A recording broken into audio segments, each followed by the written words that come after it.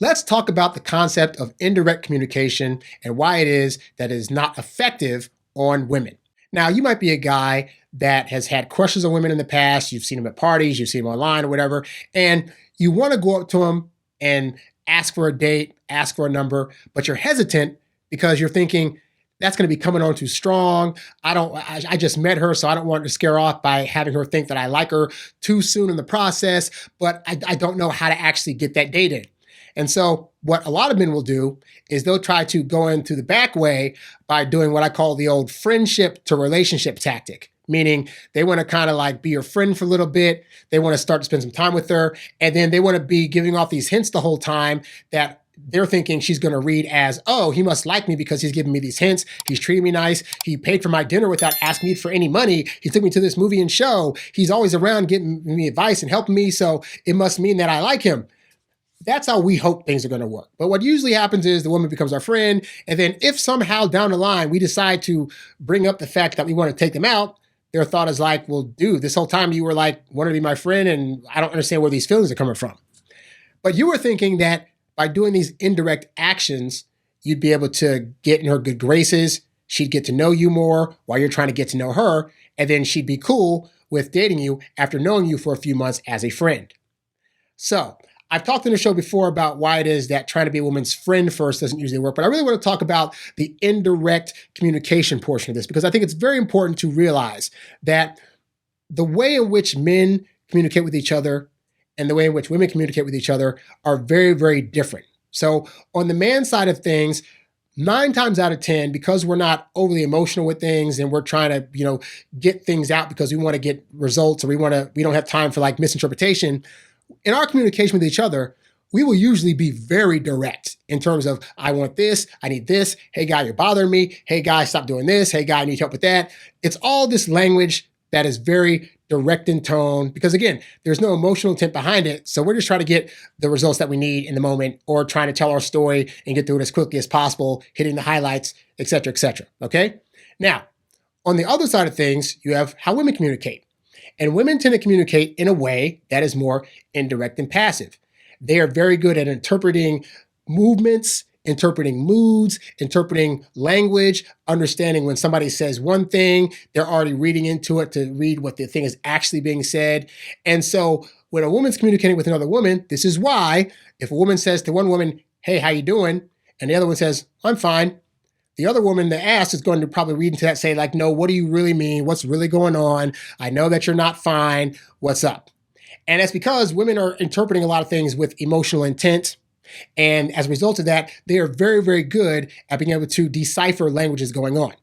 Now, you would think that that would be a great skill for a guy to have when talking to a woman, because you're thinking, okay, if a woman is herself being one that's going to be indirect, is going to be more passive, and is doing so in part because she's trying to feed more emotion to the situations and really analyze what the feeling tone of stuff is before, she responds or reacts or says her thing back. Why would that be such a bad thing? And here's why that is actually a bad thing, okay? Is because, unfortunately, in the society that we're currently in, being indirect with communication is typically seen as more as a female energy of communication. So in other words, it's being that form of communication is interpreted as women use this. Women are the ones that are indirect. Women are the ones that are passive in their language. Women are the ones that don't just come out and say what they want to say. They don't really, when they're talking to a guy and she says that she's fine, she should say that she's not fine if she's not, but she doesn't seem to do it. Like, this has all been a thing that's been established, that overall, in most situations, people that are indirect are of a more feminine nature.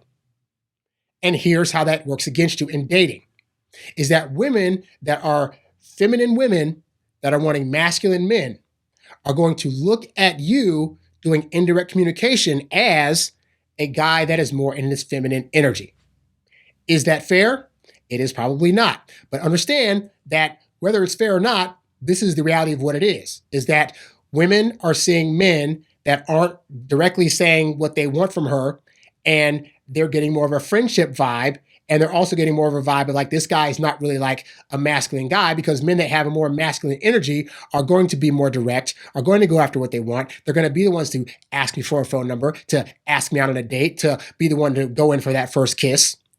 And so if you're not showing off those things, you're not showing off a side of your masculine energy that is going to actually pull women in. Now, some guys get confused by this because they're thinking, well, part of the reason I don't want to show those things right off the bat is because I haven't really fully decided if I like her or not. Again, it does not matter. It does not matter if you have not decided off the bat when you first meet her whether or not you want to be with her or not. All that matters is that if you have any kind of inkling that you might want to get with her, that you made those masculine moves, that you said, hey, let me get your number. You said, hey, let me take you out. You said, hey, I'm going to kiss you or whatever. And when you're not making those moves, you're not displaying masculine energy, which means now you're being passive. You're going along with what she wants. You're trying to be mindful of her feelings, which is admirable because you do, in the back of your mind, always want to be mindful of what a woman's feeling or the energy you guys have between each other. But when you're doing these communication moves that are of a more feminine energy, at least based on what's socialized in our society, you're going to turn a lot of women off. You're going to end up in a lot more friend zones, and you're not going to be able to date the kind of women that you want. So, what do you as a man need to do? Well, the first thing is this. You need to become more comfortable not being in your feminine energy. And I think that's a hard thing for guys these days because we've been, taught by society and the whole Me Too movement, all this other stuff that, men are too overly man and they need to be more sensitive to our needs. They need to be more emotional, yada, yada, yada.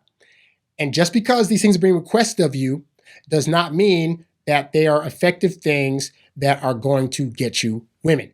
Is it bad to be an emotional guy? No. But is it bad to be emotional to the point where you're out emotionaling her and you're doing it in a way that's more feminine than her and it's resulting in you looking more feminine than her?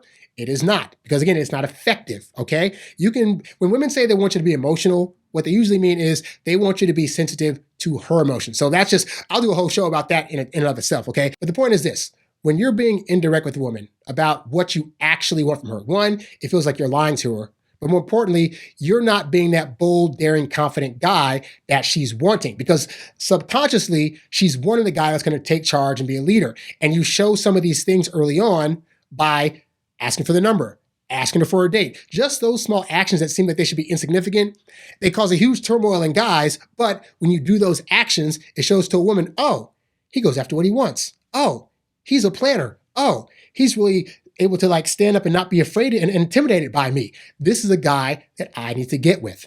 So these are skills that you can develop over time, that with a lot of practice, you can actually get good at to where you're not so nervous when you're doing approaching stuff, when you're saying certain things. But all that involves having to basically untrain yourself from all these bad habits that you have and then be able to establish a new set of confidence that will allow you to not make such a big deal about being direct in the things you want with women. Now, if you want some help with that, you can go to introvertdatingsuccess.com/IDS Academy VIP and check out my new coaching program, Introvert Dating Success Academy. It is a 12-week coaching program that is designed to help you with issues just like this, to help you no longer be nervous or anxious around women, to really establish what introvert traits you can actually use that are going to be beneficial in a relationship, and actually have a full blueprint of how to go from dating to in a relationship, so that way you won't be lost at sea trying to figure out women. And when you do meet a woman that you want to approach, you'll be bold knowing that once you do that approach, you already know the entire back nine, golf reference, the entire back nine of how you're going to treat her, handle her, and get her into a relationship. Again, introvertdatingsuccess.com/IDS Academy VIP. This is the VIP launch of this program, so it comes with some really killer bonuses that are not normally going to be offered in the program after April 11th. So be sure to go to that website, check it out, and if you want to apply for the program, you can apply right there on the page. We'll set up a free 45-minute consultation about what your dating needs are and how this program can help you out. If you found the info in this episode to be helpful, please show your support by clicking on the tip jar tab, the link of which can be found at the website and in the description below. Be sure to like, share, subscribe, and comment on this episode and catch new episodes right here on YouTube or wherever podcasts can be found. In the meantime, be sure to check out these other episodes so you too can learn to date as your introverted self while still getting your precious alone time. Thanks for watching, and I'll catch you next time. Peace.